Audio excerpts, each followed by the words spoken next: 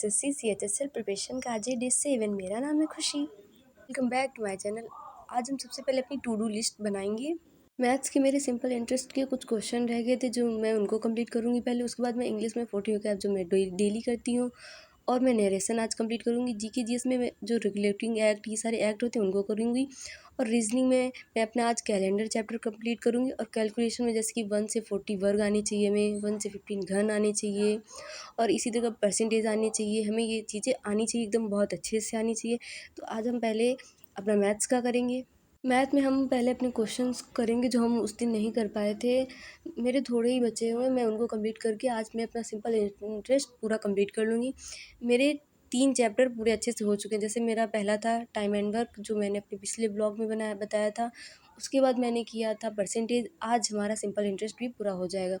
इसके बाद हम एक नए चैप्टर में बढ़ेंगे जिसका हम पहले कॉन्सेप्ट देखेंगे, उसके बाद हम क्वेश्चंस को अटेंड करेंगे। मेरा आज मैथ्स का कंप्लीट हो चुका है। ऐसा लगता है मैं लबाबदार पनीर बहुत अच्छा बना लेती हूँ, मेरी मम्मी का भी कहना है, इसलिए मैंने आज लबाबदार पनीर बनाया है। इसके बाद मैंने लंच किया, फिर उसके बाद मैं पढ़ने बैठी। मैंने इसके बाद रीजनिंग अपना कंप्लीट किया, कैलेंडर चैप्टर, क्योंकि घड़ी चैप्टर मेरा हो चुका था। आज हम अपना कैलेंडर को कंप्लीट करेंगे। जैसे कि आपको कैलेंडर में कुछ चीज़ें आनी चाहिए कि कौन सा मंथ कितने दिनों का है, 31 का है, 30 का है। जो ऊपर वाले होते हैं वो 31 के होती है, नीचे वाले वो 30 के होते हैं। जैसे कि मार्च में जितने दिन बचे होंगे उनको हम कर लेंगे। फिर उसके बाद अप्रैल में जितने बचे होंगे मई में, और इनको हम 7 से डिवाइड करते हैं। फिर हमारा जितना आता है फिर हम उस पूरे को 7 से डिवाइड कर देंगे जो हमारा आता है। जैसे कि मार्च में 16 है, अप्रैल में 30, और मई में भी 31 आएगा हमारा। तो इनको हम 7 से डिवाइड करेंगे। तो पहले में हमारे बच जाएंगे, मार्च में बच जाएंगे हमारे 2 दिन, और अप्रैल में बच जाएंगे हमारे 2 दिन, और हमारे मई में 3 दिन बचेंगे। इनको हम जोड़ के फिर से 7 से डिवाइड करेंगे, जो हमारा आएगा। जैसे कि 0 में हमारा रविवार ही होता है, तो हमारा वही आ जाएगा, रविवार ही। और फिर जैसे इसी तरह हम आगे के क्वेश्चन भी कर लेंगे। आपको कैलेंडर की अगर क्वेश्चन ना आती हो, कॉन्सेप्ट ना आते हो, तो प्लीज़ मुझे कमेंट बॉक्स में ज़रूर बताना। मैं इसके लिए एक अलग से क्लास लेके आऊँगी, क्योंकि मुझे कैलेंडर के सारे कॉन्सेप्ट आते हैं।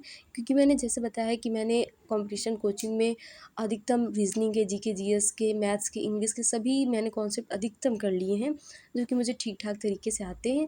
अगर इसके कॉन्सेप्ट ना आते हो तो कमेंट बॉक्स में ज़रूर बताना। मैं आपको कॉन्सेप्ट सहित एक वीडियो लेके आऊँगी जिसमें एक एक कॉन्सेप्ट में अच्छे से समझाऊँगी।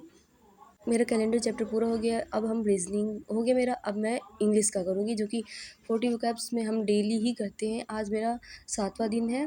आज मेरे 280 वोकैब मुझे तैयार हो चुके हैं। ये 40 करने के बाद, जैसे कि मैंने बताया कि मैं डेली 40 करती हूँ, पिछली वाली रिवाइज़ भी करती जाती हूँ, जिसका मैं वीडियो शूट नहीं कर पाती हूँ। जो मैंने पिछले रिवाइज़ किए आज मैंने की, इनको मैं साथ में लेकर चलती हूँ। नरेशन के भी कॉन्सेप्ट आते हैं, तो मैंने नीतू मैम की इंग्लिश की बुक से ही, वॉल्यूम 1 की बुक से ही मैंने नरेशन भी कंप्लीट कर लिए हैं।